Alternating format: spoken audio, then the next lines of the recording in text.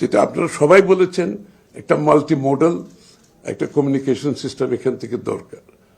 আপনার river, railway এবং roadway, elevated expressway all the way.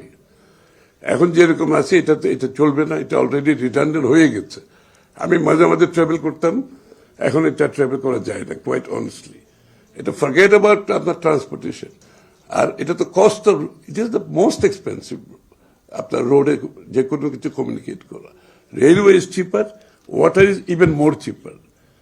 আমাকে তিনটা অপশন এখানে রাখতে হবে চিটাগং থেকে, যে Chittagong Dhaka corridor elevated expressway all the way 8 lane 10 lane minimum করতে হবে। রেলওয়ে কমিউনিকেশন যেটা বলেছেন ভেরি কারেক্টলি, যেটা একটু মধ্যে কাজ আছে, একদম ওই সিঙ্গেল ট্র্যাকে হবে না, কোনো কোনো জায়গায় ডাবল ট্র্যাক করতে হবে। Railway communication, logistical and passenger both.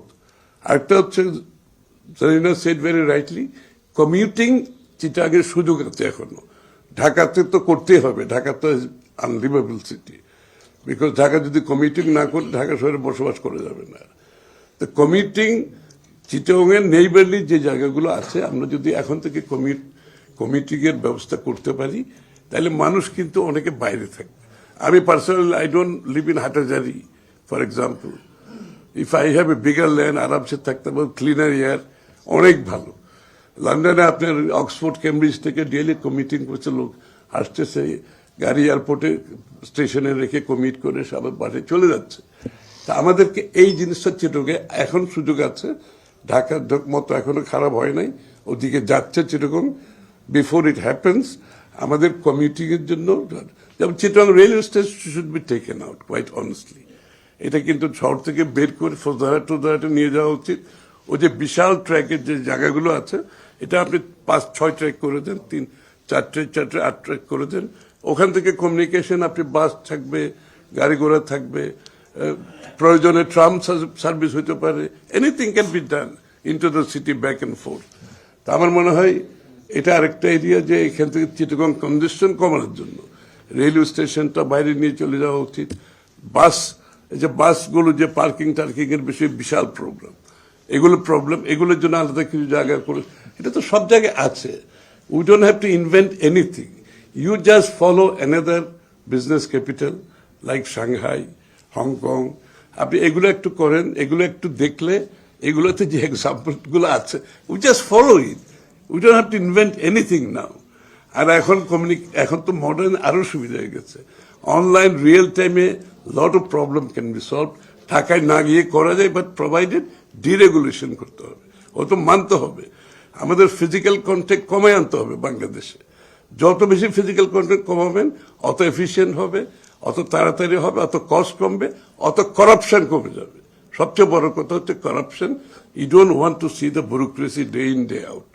যত বেশি ব্যুরোক্রেসি থেকে কন্ট্যাক্ট কমাতে পারবেন, আপনার এফিসিয়েন্সি বাড়বে, আপনার করাপশন কমে যাবে, আপনার নিজের কাজ করবার জন্য এই রাস্তাতে গাড়ি ঘোড়া কমে যাবে।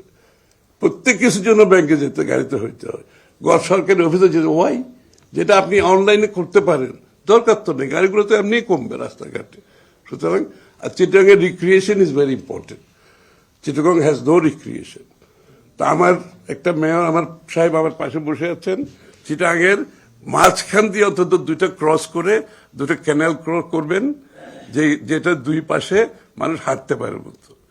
আর ওই যে থেকে ওটা কালুঘাট থেকে শুরু করে কোস্ট লাইন যেটা আছে, পুরোটা ওয়াকওয়ে করে দেন, একবার পুরোটা বড় ওয়াকওয়ে করে দেন, রিভার সাইডে ওয়াকওয়ে করে দেন। And that can also be a very expensive আপনাকে বলে হাউজিং স্টেটস। ওই অ্যালং সাইড আপনি হাউজিং স্টেটে অনেক টাকা পাবেন।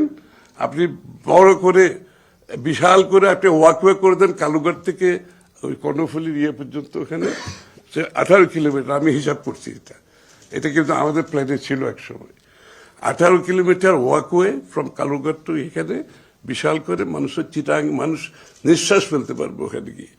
18 কিলোমিটারের মধ্যে মানুষ হাঁটতে পারবে, ফ্যামিলি নিতে পারবে, ওখানে ভেন্ডার্স থাকবে, খাওয়া দাওয়া করতে পারবে, জাস্ট লাইক বিগ সিটিজ আপনি করতে পারেন। এবং চিটাগং এর মাঝখান দিয়ে যদি একটা ক্যানেল করতে পারেন, কোনো একটা ক্যানেল বেছে নিয়ে এটাকে বড় করে 2 পাশে ওয়াকওয়ে করে দেন, দিস ইজ অল ইকোনমিক্স এবং রেভিনিউ আসবে আপনার entertainment is also revenue for the city government and for the government and this is economics and this is GDP. Every expenditure is GDP. তা আমরা expenditure, entertainment বলেন, sports বলেন, and sports এর জন্য Chittagong is again also you should think about sporting facilities, Chittagong as a city. So these are all part of economy also. এটাতে city government লাভবান হবে, central government লাভবান হবে, ট্যাক্স জিডিপি বাড়বে, এমপ্লয়মেন্ট বাড়বে আপনার। সো আমার মনে হয় চিটাগং সুবিধা হচ্ছে কি আমাদের সব অপরচুনিটি আছে, এটা সবার নাই। আমাদের পাহাড় আছে, ক্যানেল আছে, লেক আছে, আর চিটং থেকে সুবিধা যে রিসোর্ট গুলো আছে এগুলোর connectivity you can think of it how best you can connect. এখানে কিন্তু রিভারাইন কোনো কানেক্টিভিটি নাই, সব বাই রোডে। আপনি এখানে রিভারাইন কি কানেক্টিভিটি কিভাবে করা যায় এগুলো একটু চিন্তা করা দরকার। সো আমার মনে হয় আমার একটু যেতে হবে, আমার একটু ফ্লাইট ধরতে হবে। আমি দুঃখিত, বাট অনেক কিছু আলাপের আছে এখানে, কিন্তু আপনারা যে মতামতগুলো দিয়েছেন আমি চাই আপনারা যদি আমাদের একটু লিখিত, আমার মনে হয় ভালো ভালো কিছু পয়েন্ট আসছে সবার কাছ থেকে, একটু যদি লিখিত ছোট 1 পেজের একটা যদি পেজ দেন, যদি আমাদের যেটা সুবিধা হবে। আপনি তো ছাপাবেন, সবকিছু ছাপাবেন, তারপরে যদি আপনি তো আর সব ছাপাতে পারবেন না।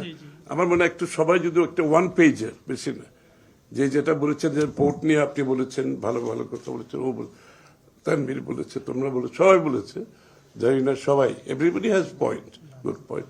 1 পেজের যদি আপনারা দেন আমাদেরকে, আমরা চেষ্টা করব। We have all the best of intention, আমি অতটুকু বলতে পারি, এর থেকে বেশি এই পর্যায়ে আমি বলার কিছু নাই। যতক্ষণ হবে না, মানুষ পলিটিশিয়ানদেরকে বিশ্বাস করে না বাংলাদেশে, সুতরাং যতক্ষণ হবে না ততক্ষণ আমি তো বলতেই পারি খালি, এর বেশি তো কিছু করতে পারবো না। আই ক্যান অনলি কমিট, আমি বলতে পারবো, কমিট করতে পারবো, এবং যেটা হয়তো বিগত দিনে যেখানে রেখে আসছি, Chittagong stock exchange should also be viable, Chittagong stock market should be viable. আমরা এটাকে ভাইবে, আমরা কমোডিটি লাইসেন্স পেয়েছে, কমোডিটি এক্সচেঞ্জের লাইসেন্স পেয়েছে, এটা আপনারা কিভাবে ওয়ার্ক আউট করবেন, চিটাগং ব্যবসায়ীরা চিন্তা করেন হাউ কমোডিটি এক্সচেঞ্জ চিটাগংকে আলাদা একটা জায়গায় নিয়ে যেতে পারে। সো অনেকগুলো সুযোগ সুবিধা আমাদের আছে যেটা অন্য কোথাও নাই। তবে আমি এটাও সাথে সাথে বলবো, আমি চট্টগ্রামের হয়ে সবকিছু বলে ফেললে অনেকে আবার আমাকে দোষারোপ করবে। এটাও আমাদের মাথায় আছে, বাংলাদেশের যে অঞ্চলের যে সম্ভাবনা আছে, আমরা প্রত্যেকটি সম্ভাবনাকে নিয়ে কাজ করছি, শুধু চট্টগ্রাম নয়, বাংলাদেশের প্রত্যেকটি অঞ্চলে একটা সম্ভাবনা আছে।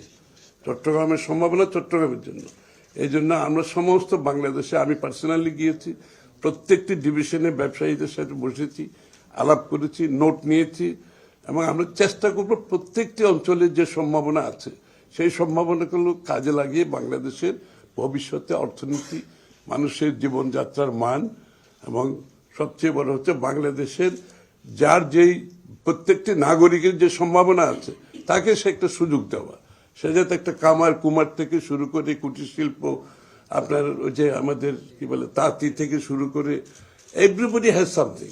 আমরা সবাইকে একটা সুযোগ দিতে চাই, একটা সবার জীবনের যাত্রার মানের পরিবর্তন হোক, কর্মসংস্থান হোক, এবং বাংলাদেশের এমনকি সংস্কৃতির ক্ষেত্রেও আমাদের বড় প্ল্যান আছে। থিয়েটার দিয়ে আমাদের চিন্তা আছে, ফিল্ম নিয়ে চিন্তা আছে, মিউজিক নিয়ে চিন্তা আছে। এগুলো আমাদের সংস্কৃতি যদি হয়, এটা ইকোনমিক্স অলসো। এই লোকগুলোর জীবনযাত্রার মান, এদের মান বাড়লে এদের কর্মসংস্থান বাড়বে, দেশের এক্সপোর্ট বাড়বে, অনলাইন রিয়েল টাইমে মানুষ ব্যবসা করতে পারবে। ICT is again big sector, আজকে আলোচনার সময় নেই। আমাদের প্ল্যান আছে চট্টগ্রামে বড় ধরনের আইসিটি, বড় বড় বিল্ডিং করলে তো আইসিটি হবে না, ICT policy has to be right. আপনার পলিসি যদি ঠিক মতো করেন, বিল্ডিং না করলেও হবে। আপনি যদি পলিসি ঠিক লাগে, ইনফ্রাস্ট্রাকচার, আনইন্টারাপ্টেড পাওয়ার সাপ্লাই দেন, রোবাস্ট ইন্টারনেট দেন, গ্রামে গঞ্জে বসে মানুষ কল সেন্টার করতে পারবে, গ্রামে গঞ্জে ডেটা সেন্টার করতে পারবে, অনলাইন রিয়েল টাইম ব্যবসা করতে পারবে। আমরা চেষ্টা করতেছি প্রত্যেক মানুষটা যাতে তার পটেনশিয়ালটা ব্যবহার করে আগামী দিনে তার জীবনকে পরিবর্তন করতে পারে। বাংলাদেশের ইকোনমির সুফল যাতে মানুষের কাছে যায়, একটি পৃষ্ঠপোষকতার রাজনীতি, একটা অর্গানাইজ গ্রুপের বাইরে যে মানুষ আছে তাদের জীবনযাত্রার মান যাতে পরিবর্তন হয়, সেটা আমরা চিন্তা করছি, চেষ্টা করছি। বড় বড় মেগা প্রজেক্ট করে পয়সা নষ্ট না করে we have to invest in our people. আমার জনগণ যদি যদি ঠিক মতো লেখাপড়া করতে না পারে, তার শরীর ভালো না থাকে, তার জন্য যদি আমরা সুযোগ সৃষ্টি করতে না পারি, ইনফ্রাস্ট্রাকচার বড় বড় করে তো লাভ হবে না। সুতরাং সবকিছু মিলিয়ে আমরা আপনাদের সহযোগিতা চাই, পার্টনারশিপ চাই। এবং আমি সবচেয়ে বড় যেটা কথা বলবো, নেক্সট গভর্নমেন্টে আমাদের যদি ক্ষমতায় যাওয়ার সুযোগ থাকে, জনগণ যদি নির্বাচিত করে, আমরা আমাদের কাজগুলো থ্রু পার্টনারশিপ করতে চাই, through partnership with the private sector, partnership with the NGOs, partnership with the educationists. We need to build a partnership. We need to build an alliance, national alliance করে আমরা কাজগুলো করতে চাই। কোনো গভর্নমেন্ট একা করতে পারে না। যত গভর্নমেন্ট চেষ্টা করতে একা করার জন্য, কোনো government, every government failed. So we have learned our lesson. আমরা চাই একটা ন্যাশনাল অ্যালায়েন্সের মাধ্যমে ডেভেলপমেন্ট প্রোগ্রামটা চালাতে, যাতে করে সকলে শরিক হয়, সকলে এটা সুফল পায়, সকলের জীবনের পরিবর্তন হয়। Thank you.